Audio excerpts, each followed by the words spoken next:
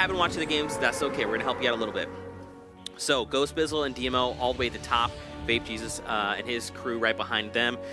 Things we'd like to see going forward.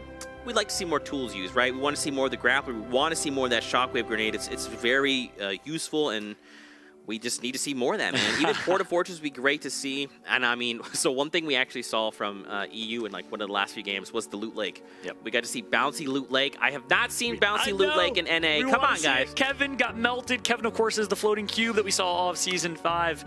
Where are you, Kevin? We miss you. We want to see some Loot Lake action. Hopefully we get something over there. Loot Lake, of course, if you missed it, check out.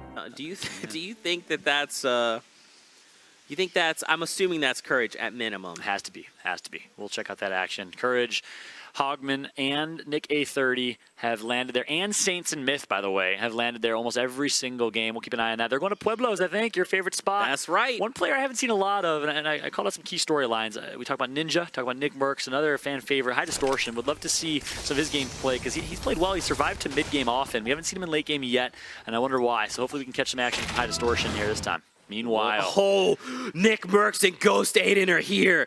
I'm so excited. Get to relive PAX. Look at this, though. Legion went U Apartments. Nick went Castle by himself. So they're going to split up. And I want to see if, of course, Laquan. I keep saying Legion, but he's going into the alias Laquan. Yeah. Interesting. One of the funniest guys, one of the nicest guys I know. Coming from Kansas City. Let's see what he can do. Meanwhile, here we go. Look at this. POV picture-in-picture. You loved it. The Ghost Aiden versus Nick Merckx storyline continues. Ghost Aiden playing Brick Apartments, Nick playing Castle. Let's see how the action is going to go down here. Nick pushing towards the very top of that castle. He's so familiar with that area. He's dropped there literally thousands of games. Well, so has Aiden. Yeah.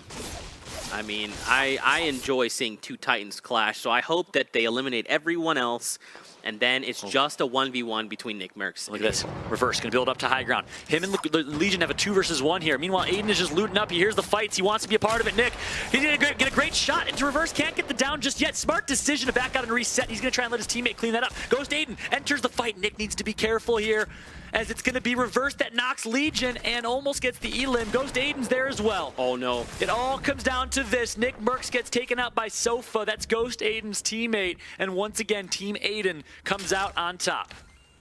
This is really... Okay, all right, let's talk about this, right? So I don't think the player up top saw Ghost Aiden. We'll come back to them here in just a moment, but let's take a look at this fight going down. I don't think they saw Nick Merckx disengage there. But interesting situation. Oh, phase yellow kills, eliminates phase replays. So replays is out. Nihilise left in a 1 versus 2.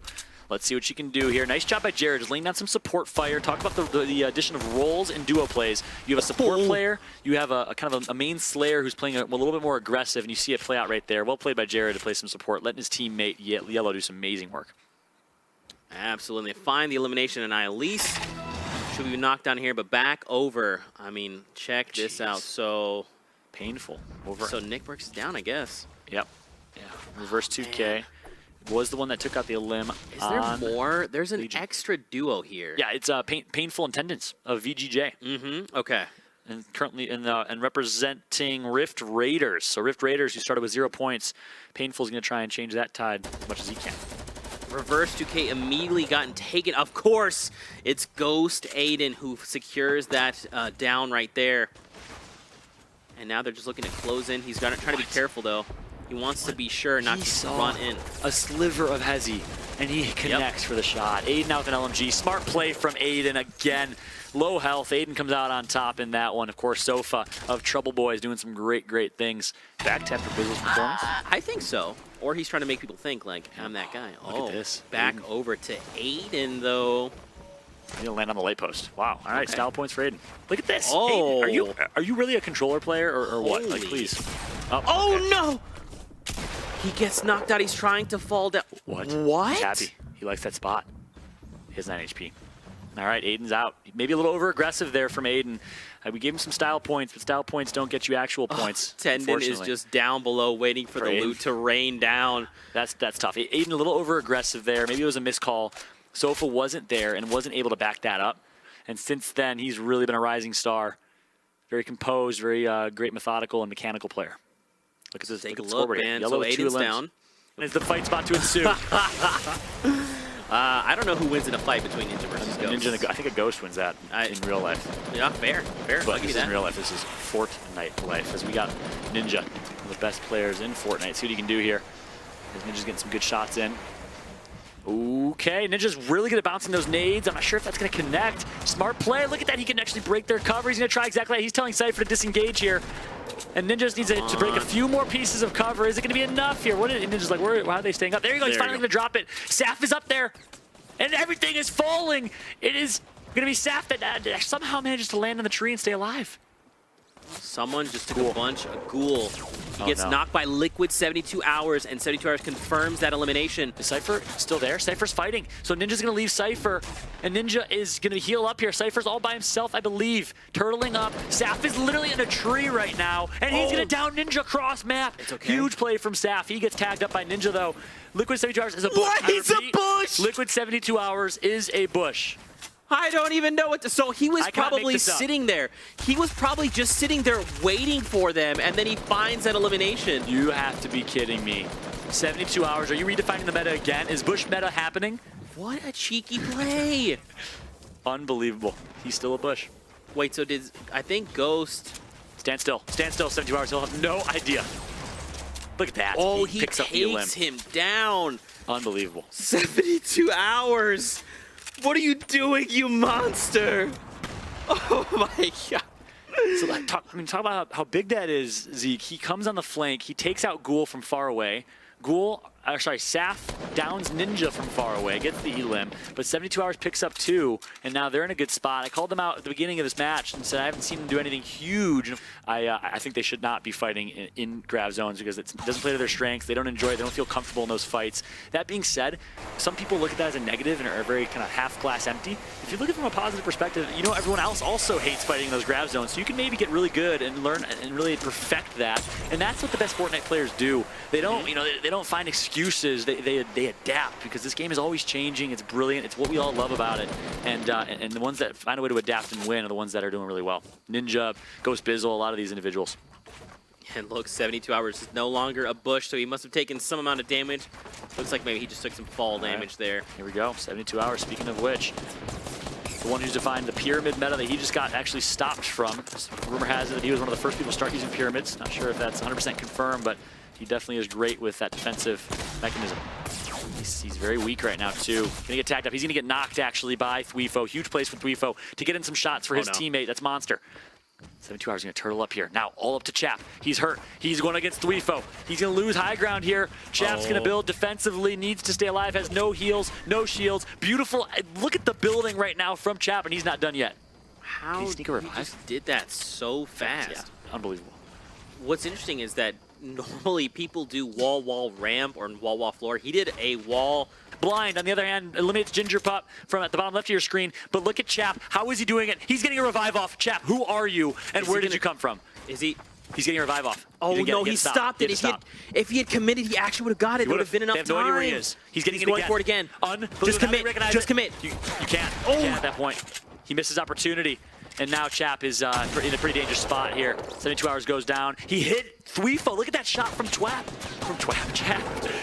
The names. No way, Chap. He down. Finally, he gets taken down. But look the Titan at how hard it was to eliminate him. Look how smart he just played that. Chap is unbelievable. I don't care that he didn't come out on top there. I'm very impressed. And now Thweefo, as you can see, Saf is just above, has 10 HP. This is the game of low HP, by the way. Look at this. Does he hear the campfire? No way! You have to be kidding me. Saf is going to miss the shot on Monster. Monster heard him in the last second. He's going to turn around. What a play from Monster to avoid that shot. Saf is going to want that one back. That was so... He had a crevice to look through. Yes, he literally had a moment, and I think he just kind of I don't think he was expecting him to be there or something, because there was like a moment of hesitation. Wow. Unbelievable. This game, dude. God, amazing. It's only the 5th game. We have one more game to cast. Oh my god. I cannot believe it. I cannot believe it. Saf, look at him playing so aggressive with 10 HP, and there it is. Nicely placed. Rocket launcher is going to take out Saf, Thweefo, and Monster. I hope you used Loot Lake. I don't know if you did. I just hope you did. Zeke, do you want him to use Loot Lake? I can't tell. I need him to use Loot Lake. We Is it saw gonna it. Remember, we saw it earlier in EU, and I called awesome. it out, and they it was did. the best Oh, rotation he could gosh. possibly made. He actually escaped using Loot Lake. So you were right. Zeke knows his stuff, guys. I'm not gonna lie. I'm telling you, my gosh, I need them to all move up to the Loot Lake and just start bouncing in memory of the cube, aka Kevin. AKA Kevin. In memory. Are you In giving your memory of. condolences to a giant rotating cube that destroyed Tilted Towers?